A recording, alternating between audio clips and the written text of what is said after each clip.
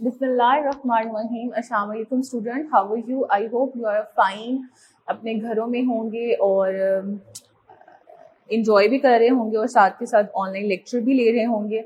And I hope आप online lecture को अच्छे तरीके से अंडरस्टैंड करके अपने टॉपिक को समझ भी रहे होंगे और उसको याद भी कर रहे होंगे। आज फिर हमारा कुछ जर्नल टॉपिक से रिलेटेड है, मतलब कुछ टेक्निकल पॉइंट्स नहीं है, जस्ट जर्नल टॉपिक है, समझने वाली बात है। जैसे लास्ट टाइम हमने सिल्वर गोल्ड के बारे में पढ़ा था, उसके इसी तरह से आज हम कुछ do you know about that some quantity तो नहीं कह सकते, या हम कह सकते हैं कि कुछ precious things about that the gold के उसमें कौन सी ऐसी थिंग्स हैं जिसमें हम गोल्ड को इतना प्रीशियस भी कहते हैं, कीमती मेटल भी है वो हमारे पास, तो उसके बारे में हम पढ़ेंगे। अच्छा, हम जब भी गोल्ड की बात करते हैं तो purity of gold is shown by the carat, ठीक है। हम कैरेट से जो है, the carat are the unit of the gold, ठीक है, कि भी प्योरिटी ऑफ जो गोल्ड है that is shown by the carat. अब फॉर एग्जांपल अक्सर ऐसा भी होता है कि भी हम गोल्ड की क्वांटिटी कम रखवाते हैं और बाकी मेटल्स को ज्यादा कम्बिनेट कर लेते हैं। जब हम कल प्रीवियस लेक्चर में मैं आपको ये पढ़ा रही थी कि गोल्ड बेसिकली दूसरी मेटल्स के साथ भी जो है वो कम्बिनेट करके जो है वो बनता है, तो उसके अंदर दूसरी मेटल्स का भी कम्बिनेट होता है। तो सबसे पहले हमारे पास क्या है, द प्योरिटी ऑफ गोल्ड। अब प्योरिटी ऑफ गोल्ड ये एमसीक्यूज में आता है। प्योरिटी ऑफ गोल्ड को किससे हम शो करते हैं? The purity of gold is shown by the carat. Carat से हम इसको शो करते हैं। दैट इंडिकेट, जो कि जाहिर करती है, the number of part by weight of gold that is present in the 24 part of the alloy. अब वो कहते हैं कि भी कितने नंबर ऑफ पार्ट जो है वेट ऑफ गोल्ड है प्रेजेंट है in the 24 part of alloy के अंदर, कि गोल्ड की कितनी परसेंटेज जो है वो आपके पास प्रेजेंट होगी, बाकी अलॉय मटेरियल्स कितने होंगे। अब अलॉय का मतलब क्या होता है? That is a कॉम्बिनेट of one और मोर मेटल्स, ठीक है। हमारे पास कॉम्बिनेशन होगा एक या एक से ज्यादा मेटल्स का, ठीक है, तो वो क्या कहलाएगा हमारे पास? वो अलॉय कहलाएगा, ठीक है। तो इसी तरह से अगर गोल्ड है तो गोल्ड के साथ other कॉम्बिनेट metals like copper, silver, ये हम इसको कॉम्बिनेट कर सकते हैं, ठीक है। उसके बाद है mean by the 22 carats gold. अब हमारे पास 22 कैरेट्स का मतलब क्या होता है? The 22 carats gold mean that the 22 part of the pure gold, 22 जो है वो हमारे पास क्या होगा? वो प्योर गोल्ड होगा, is alloyed with the 2 part of the, और बाकी क्योंकि 24 उसके हैं, मतलब उसकी प्योरिटी है, तो उसमें से 22 पार्ट्स ऑफ जो है वो प्योर गोल्ड के होंगे, और बाकी जो 2 पार्ट्स होंगे that is a silver and copper for make the ornaments and the jewellery, ठीक है। आपकी मतलब हम जो भी सेट बना रहे हैं, चाहे रिंग बना रहे हैं, वो हमारे ऊपर डिपेंड करता है। हम जाके कह सकते हैं कि भी हमें सिर्फ प्योर गोल्ड की ही चीज चाहिए तो वो प्योर गोल्ड होगा, लेकिन अगर हम कहते हैं कि gold is a mix with some other metals, तो फिर उसके साथ मिक्सचर करके उस चीज को बना के हमें दे दिया जाएगा। उसके बाद अगला क्वेश्चन है व्हाइट गोल्ड क्या होता है। ये कुछ इंफॉर्मेटिव पॉइंट्स हैं आपके पास पता होने चाहिए गोल्ड से रिलेटेड। तो व्हाइट गोल्ड क्या होता है? The white gold is an alloy of gold, ठीक है, ये अलॉय ऑफ गोल्ड होता है। मतलब gold is a कॉम्बिनेट with the platinum, निकल एंड जिंक। व्हाइट गोल्ड बहुत इन है, इसका बहुत ज्यादा, इसको आप क्या कह लें कि इन भी है, इन फैशन में बहुत इन है, रिंग्स और इसमें, और ये बहुत प्रीशियस भी है और अच्छा, पहना हुआ भी अच्छा लगता है, और दूसरे गोल्ड से थोड़ा सा मेरा ख्याल सस्ता भी होगा, ठीक है। तो व्हाइट गोल्ड क्या है? The white gold is in the alloy of the gold with platinum, निकल and zinc. That is also important for the MCQs point, और ये हमें पता चल गया है 24 कैरेट्स जो है वो हमारे पास प्योरिटी ऑफ गोल्ड होगा, और उसके बाद 22 कैरेट जो है वो प्योर पार्ट होगा, और उसके अंदर 2 पार्ट जो है वो हमारे पास अदर मेटल्स के होंगे, and other metals are the silver and the gold. उसके बाद हम पढ़ेंगे platinum, which is very important and precious metals also. चलें, अब सबसे पहले हमारे पास प्लाटिनियम क्या है, ठीक है। Platinum is a unique characteristic, इसका सॉरी यूनिक कैरेक्टरिस्टिक्स है हमारे पास, लाइक अ कलर, इसका कलर बहुत अच्छा होता है, ब्यूटी, देखने में बहुत खूबसूरत है, फ्लेक्सिबिलिटी है, रेजिस्ट टू टर्निश का मतलब होता है कि इसके ऊपर कोई स्टेन नहीं लगता, दाग नहीं लगता, ठीक है, मैला कुचैला नहीं होता। टर्निश मीन किसी चीज के ऊपर दाग ना लगना, ठीक है। तो ये क्या करता है? That is a unique characteristics है इसके। उसमें हमारे पास कलर हो गया, ब्यूटी होगी, फ्लेक्सिबिलिटी होगी, रेजिस्टेंट टू टर्निश हो गया, ठीक है। That all the characteristic unique characteristics of the platinum, कि उसका कलर बहुत इनहेंस होता है, ठीक है, उसकी ब्यूटी मतलब देखने में बहुत अट्रैक्ट करता है, फ्लेक्सिबिलिटी है उसके अंदर, ज्यादा देर पा है, और उसके बाद हमारे पास रेजिस्ट करता है टर्निश, मतलब कि उसके ऊपर कोई भी दाग धब्बा नहीं लगेगा, ठीक है। It is resistant to the chemical attack, मतलब हमने जब ये बात पढ़ी है कि रेजिस्टेंट टू द टर्निश मतलब इसके ऊपर कोई भी दाग नहीं लगता, तो इसलिए कोई केमिकल रिएक्शन भी नहीं होगा।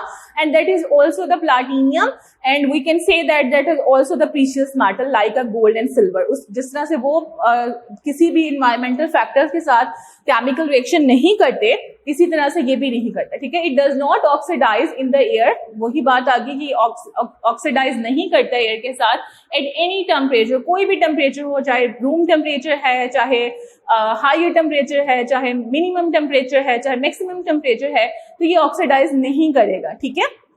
उसके बाद ये सॉल्युबल किसके अंदर होता है, that is soluble in the hydrochloric acid and nitric acid, ठीक है। ये पॉइंट आपकी बुक में नहीं होगा, ये मैंने एक्स्ट्रा ऐड किया है फॉर योर इन्फॉर्मेशन। उसके बाद हम डिस्कस करेंगे about that the uses of the platinum. जब हम यूजेस ऑफ प्लाटिनियम की बात करते हैं, it is a more expensive than the gold.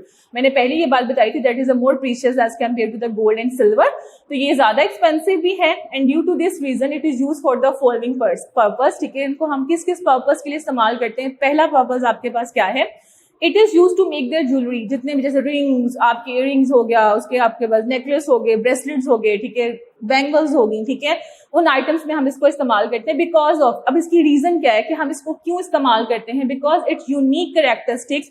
अब यूनिक कैरेक्टरिस्टिक्स में कोई भी आपसे पूछे कि प्लाटिनियम की यूनिक कैरेक्टरिस्टिक्स क्या है, उसका कलर, उसकी ब्यूटी, उसकी फ्लेक्सिबिलिटी, उसकी स्ट्रेंथ, उसका resistant to tarnish, that all are the specific characteristic या unique characteristic toward the platinum. अब हमारे पास that are the colour, beauty, strength, flexibility and resist to tarnish, that all are the unique characteristics of the platinum, इसलिए मैंने इनको highlight भी किया है, ठीक है। Second point is that it provide the secure setting, ठीक है। अब कोई रिंग पहनी हुई है, हमने कोई ब्रेसलेट पहना हुआ है, हमने कोई नेकलेस पहना हुआ है, तो उसके अंदर स्टोन वर्क भी होता है, और अक्सर ऐसा होता है कि स्टोन गिर जाते हैं। लेकिन अगर हम प्लाटिनियम के अंदर स्टोन का वर्क करते हैं, मतलब प्लाटिनियम के ऊपर स्टोन वर्क करवाते हैं, तो वो सिक्योर सेटिंग देगा डायमंड को, ठीक है, या फिर कोई भी जैम स्टोन, क्योंकि jam stone is also the precious, ठीक है, वो भी प्रीशियस मेटल्स स्टोन्स होते हैं, तो महंगे होते हैं, ठीक है। तो डायमंड का तो आप सबको पता है बहुत महंगा होता है, तो वो उसको गिरने नहीं देता, सिक्योर सेटिंग उसको मजबूती से थामे रखता है। और इसी तरह से अगर हम डायमंड का इस्तेमाल नहीं करें तो हम डिफरेंट टाइप के जैमस्टोन्स करें।